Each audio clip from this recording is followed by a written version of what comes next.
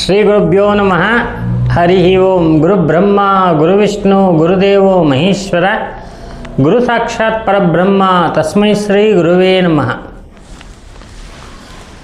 ವೀಕ್ಷಕರೇ, ಇವತ್ತು ಸ್ವಲ್ಪ ಜ್ಯೋತಿಷ್ಯದ ವಿಚಾರದ ಬಗ್ಗೆ ಮಾತಾಡೋಣ. ಜ್ಯೋತಿಷ್ಯದಲ್ಲಿ ನಾವು ಜಾತಕ ಅಂತಕ್ಕಂಥ ತುಂಬ ಇಂಪಾರ್ಟೆಂಟು. ಆ ಜಾತಕದಲ್ಲಿ ಲಗ್ನಾತ್ ಪಂಚಮದಲ್ಲಿ, ಅಂದರೆ ಲಗ್ನದಿಂದ 5ನೇ ಮನೆಯಲ್ಲಿ ಪಂಚಮ ಭಾವ ಅಂಥೇಳಿ ನಾವು ಕರಿತೀವಿ.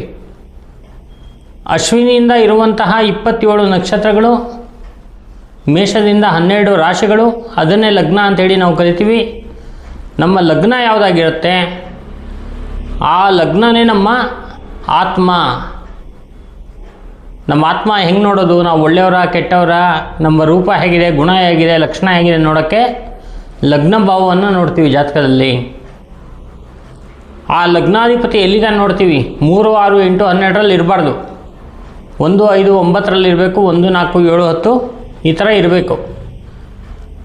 ಈ ಥರ ಎಲ್ಲ ಜಾತಕ ಇದ್ದಾಗ ಏನಾದರೂ ಒಂದು ವೇಳೆ ಲಗ್ನದಿಂದ 5ನೇ ಮನೆ, ಇದು 5ನೇ ಮನೆ ರಹಸ್ಯ ಬಂದು ತುಂಬ ದೊಡ್ಡ ರಹಸ್ಯ. ಇದು 5ನೇ ಮನೆಯಲ್ಲಿ ಋಷಿಮುನಿಗಳು ಆಶೀರ್ವಾದ ಮಾಡುವಂಥ ಮನೆ, ಅದು ಗುರುಗಳು ವಾಸ ಮಾಡುವಂಥ ಮನೆ, ನಮ್ಮ ಪೂರ್ವ ಪುಣ್ಯದಿಂದ ಏನೇನು ನಡೀತಾ ಇದೆ ಅಂತಕ್ಕಂಥದ್ದು ಹೇಳುವಂಥ ಮನೆ.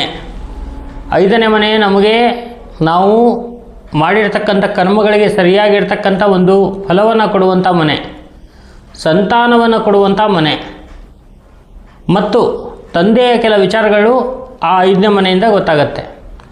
5ನೇಯನ್ನು ಪಂಚಮ ಸ್ಥಾನ ಅಂಥೇಳಿ ಕರಿತೀವಿ. ಆ ಪಂಚಮ ಸ್ಥಾನದಲ್ಲಿ ಏನಾದರೂ ದುಷ್ಟಗ್ರಹಗಳಾಗಿರ್ತಕ್ಕಂಥ ಅಥವಾ ಕ್ರೂರ ಗ್ರಹಗಳಾಗಿರ್ತಕ್ಕಂಥ ರಾಹು, ಕೇತು, ಶನಿ ಅಥವಾ ಕುಜ, ರವಿ ಈ ಥರ ಗ್ರಹಗಳಿದ್ದಾಗ ಪಂಚಮಾರಿಷ್ಟ ದೋಷ ಅಂಥೇಳಿ ಬರುತ್ತೆ. ಈ ಪಂಚಮಾರಿಷ್ಟ ದೋಷ ಏನು ಮಾಡುತ್ತಪ್ಪ ಅಂದರೆ, ಅಪ್ಪ ಅಮ್ಮ ಒಂದಷ್ಟು ಸಂಪಾದನೆ ಮಾಡಿಟ್ಟಿರ್ತಾರೆ, ಒಂದು ಬಿಲ್ಡಿಂಗು, ಕಾರು, ಗೀರು ಎಲ್ಲ ಮಾಡಿಟ್ಟಿರ್ತಾರೆ. ಈ ಮಕ್ಕಳಾದವ್ರು ಏನು ಮಾಡ್ತಾರಪ್ಪ ಅಂದರೆ, ನಾನು ಅದನ್ನು ಮಾಡಿಬಿಡ್ತೀನಿ, ಇದನ್ನು ಮಾಡಿಬಿಡ್ತೀನಿ, ದೊಡ್ಡ ಶ್ರೀಮಂತನಾಗಿಬಿಡ್ತೀನಿ ಅಂಥೇಳಿ ಅದಷ್ಟನ್ನು ಹಾಳು ಮಾಡಿ ಇನ್ನೂ ಒಂದಷ್ಟು ಸಾಲವನ್ನು ತನ್ನ ಮೇಲೆ ಎಳ್ಕೊಂಡು ಒಂದಷ್ಟು ಕಷ್ಟವನ್ನು ಪಡುವಂಥದ್ದು. ಇದು ಪಂಚಮಾರಿಷ್ಟ ದೋಷ. ಕಾಲೇಜಿಗೆ, ಸ್ಕೂಲ್ಗೆ ತುಂಬ ಕಷ್ಟಪಟ್ಟು ತಂದೆ ತಾಯಿಗಳು ಸೇರಿಸಿದರೆ ಸರಿಯಾಗಿ ಓದ್ದೇನೆ, ಒಂದು ಸರಿಯಾಗಿರ್ತಕ್ಕಂಥ ಗುರುಗಳಿಗೆ ಬೆಲೆ ಕೊಡದೇನೆ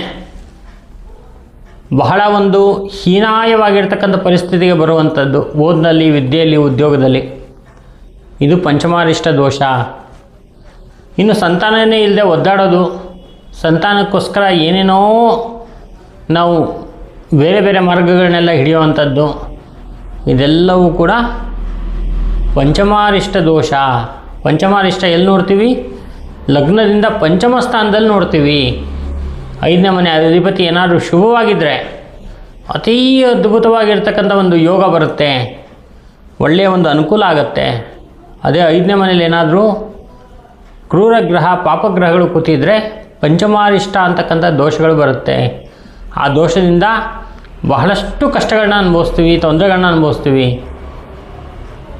ಈ ಒಂದು ಪಂಚಮಾರಿಷ್ಟ ಇರಬೇಕಾದ್ರೆ ಅದಕ್ಕೆ ಪರಿಹಾರ ಏನು ಅಂತ ಕೇಳೋದಾದರೆ, ಮೊದಲಿಗೆ ನಾವು ಏನು ಮಾಡಬೇಕಪ್ಪ ಅಂತ ಹೇಳಿದ್ರೆ, ಪಿತೃಗಳಿಗೆ ತರ್ಪಣವನ್ನು ಕೊಡಬೇಕು, ಪಿತೃಗಳಿಗೆ ಪಿಂಡ ಪ್ರದಾನವನ್ನು ಮಾಡಬೇಕು, ಪಿತೃಗಳಿಗೆ ಒಂದು ವಿಶೇಷವಾಗಿರ್ತಕ್ಕಂಥ ತಿಲಹೋಮವನ್ನು ಮಾಡುವಂಥದ್ದು, ಮೋಕ್ಷ ನಾರಾಯಣ ಬಲಿ ಮಾಡಿಸುವಂಥದ್ದು ಬಹಳ ಇಂಪಾರ್ಟೆಂಟು. ಪಿತೃಗಳಿಗೆ ಫಸ್ಟ್ ಸಮಾಧಾನವನ್ನು ಮಾಡಬೇಕು ನಾವು.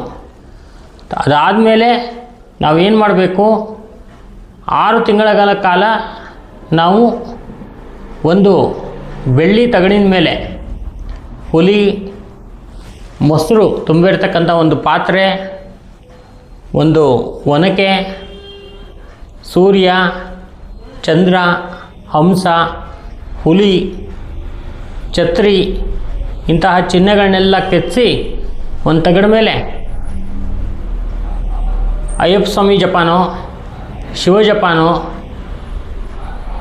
ದುರ್ಗಾ ಜಪಾನೋ, ಗಣಪತಿ ಜಪಾನೋ ಈ 6 ತಿಂಗಳ ಕಾಲ ಮಾಡಿ ಆ ಬೆಳ್ಳಿ ತಗಡನ್ನು ತಮ್ಮ ತಲೆಗೆ ಸುತ್ತಿ ದಾನವನ್ನು ಕೊಡುವಂಥದ್ದು. ಎಲೆ ಅಡಿಕೆ ದಕ್ಷಿಣೆ ಮೇಲೆ ಇಟ್ಟು ಆ ಬೆಳ್ಳಿ ತಗಡವನ್ನು ದಾನ ಕೊಡುವಂಥದ್ದು. ನದಿ ನೀರಿನಲ್ಲಿ ಅಂದರೆ ಅತಿ ಪವಿತ್ರವಾಗಿರ್ತಕ್ಕಂಥ ನದಿ ಸ್ನಾನವನ್ನು ಮಾಡುವಂಥದ್ದು. ಇದೆಲ್ಲ ಮಾಡೋದ್ರಿಂದ ಪಂಚಮಾರಿಷ್ಠ ಅಂತಕ್ಕಂಥ ದೋಷಗಳು ಪರಿಹಾರವಾಗುತ್ತೆ. ಜೀವನದಲ್ಲಿ ಒಂದಷ್ಟು ಸುಖ, ಶಾಂತಿ, ನೆಮ್ಮದಿಗಳು ಸಿಗುತ್ತೆ, ಸೌಭಾಗ್ಯ ಸಿಗುತ್ತೆ, ಬೇಗ ಸಂತಾನ ಉಂಟಾಗುತ್ತೆ, ಅನುಕೂಲ ಆಗುತ್ತೆ. ಹುಟ್ಟಿರ್ತಕ್ಕಂಥ ಸಂತಾನಗಳು ಏನು ತೊಂದರೆಗಳಾಗದೆ ಚೆನ್ನಾಗಿ ಅನುಗ್ರಹ ಸಿಗುತ್ತೆ ಅಂತಕ್ಕಂಥದ್ದು ಬಹಳ ಮುಖ್ಯವಾಗಿರ್ತಕ್ಕಂಥ ವಿಚಾರ. ಇದನ್ನು ನಾವು ಜಾತಕವನ್ನು ಜ್ಯೋತಿಷ್ಯರಿಗೆ ತೋರಿಸಿದಾಗ ಅದರಲ್ಲಿ ನಮಗೆ ಗೊತ್ತಾಗುತ್ತೆ. ಇನ್ನು ಮುಂದಿನ ವಿಡಿಯೋದಲ್ಲಿ ಇನ್ನೊಂದು ಅದ್ಭುತವಾಗಿರ್ತಕ್ಕಂಥ ವಿಚಾರಗಳ ಬಗ್ಗೆ ಮಾತಾಡೋಣ. ನಮಸ್ಕಾರ. ಲೈಕ್ ಮಾಡಿ, ಶೇರ್ ಮಾಡಿ ಮತ್ತು ಸಬ್ಸ್ಕ್ರೈಬ್ ಮಾಡಿ ಕನ್ನಡ ಆಸ್ಟ್ರೋ ಮೀಡಿಯಾ.